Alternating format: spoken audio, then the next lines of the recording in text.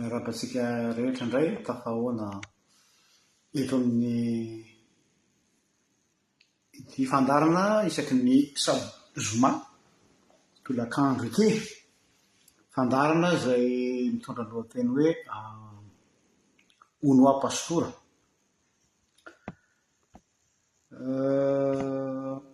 Ny zavatra resantsika androany dia toy n'ilay tamin'ny omaly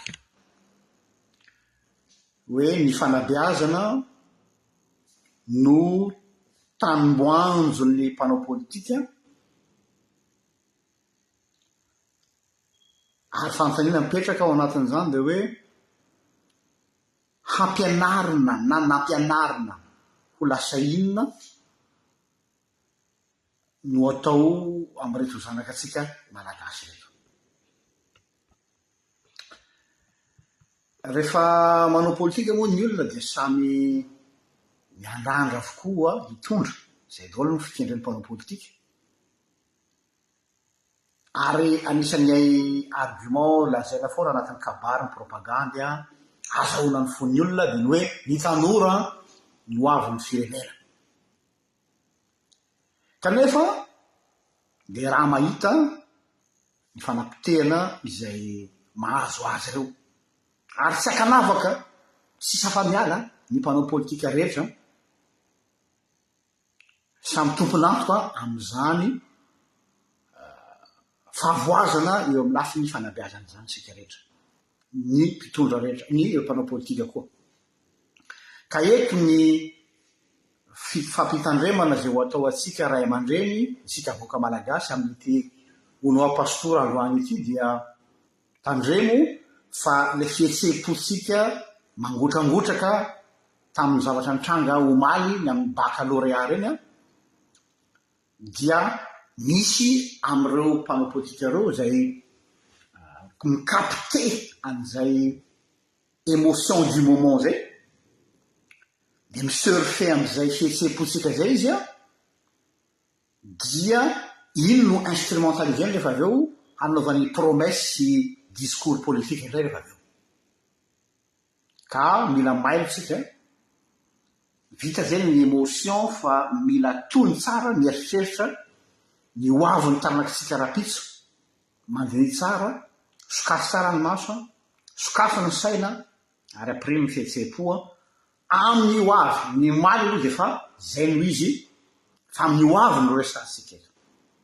Tandremo sao dia lalaovin'ny olona ny fahatezeranao ho tombotsoany manokana. Ny fandarana omaly dia araky ny voalazako teo hoe émission spéciale ihany, sy fotoana fanaovana analyse de profondeur reny omaly reny satria zavatra atao hoe réaction spontanée, réaction à chaud, fa mitasika ary maneho ny fitarainany ny olona maro, anisan'izany koa ny tenako tamin'ny zavatra niseho. Fa ny an'io kosa amin'ny maha Onoa Pasteur an'ity fandarana ity dia iresaka milamina tsara tsika à tête reposée hozy izy ny teny frantsay, ka hiditra amin'ny fond du problème. Sy ilay miseho omaly akory no tena problème, fa ireny zavatra nitranga omaly reny dia vokatra symptôme ety ivelany hoe misy problème systémique mihitsy ny fanabeazana Madagasikara. Problème systémique. Le voambolana hoe systémique, voambolana fampiasa amin'ny monde médical na amin'ny tontolo ara-pahasalamana, ka iresahana ohatra hoe maladie systémique, zany hoe aretina mahakasika mihitsy ny système immunitaire, na koa mahakasika mihitsy ny système sanguin, zany hoe any amin'ilay point vital mihitsy zany no voakasika systémique mihitsy.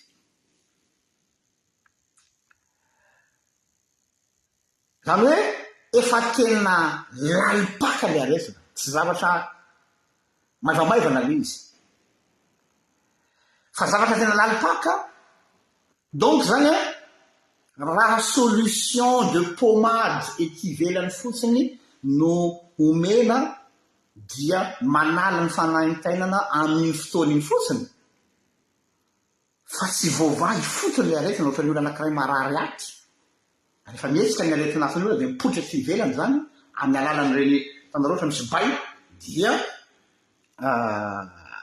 ny olona rehefa avy eo tonga de mainka manisy pomady eo ambonin'ilay le vay de samy miala fa tsy sisana le fototra retina de araky le lazaitsika hoe efa pisy ane le fipoitina sujet efa pitrangany ny ohatr'zao zao non tsy reny ny problème fa ireny no symptôme na vokatra fotsiny ny antony ray lehibe koa nanosokay anao izao iabordea zao lohevitra zao dia isaorako lehibe ary zay mahafinaritra nyty ono apastora ty isaorako lehibe ianareo mpanaraka ny pejy fa tena misy tokoa ny fiarah-miasa misy zany ny olona tena mandray am-po an'ity pejy ity ny zavatra zay tolotreto dia manome information anay mise à jour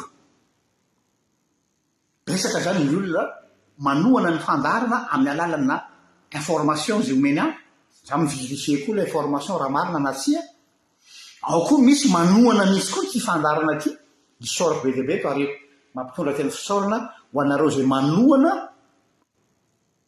na ara-potokevitra ara-baovao documentation ary misy koa manohana sur le plan matériel momba ny fandaratsika ka dia makasetraka tompoko makatelina ho anareo zay mahatsapa ny asarobiliny zao fifampizarana izao singaniko manokana eto ilay mpampianatra zay fitononoko anarana eto nandefa témoignage nahazo azy manokana en tant que chef de centre adjoint ny tenany ary mpanaraka mahafatrapo eto amin'ny pejy eto izy ovakiko aminareo ny zavatra nolazainy aloha zany mba ho fidèle am'le zavatra nolazainy aho fa tsy zany manao interprétation ny zavatra nolazainy ary miainga avy am'izay tsika no hitondra ny fanazavana isan'ny fahoriana iainana jury izy izy satria membre ny jury zany io zavatra nolazainy io satria tsy dia misy manisy lanjany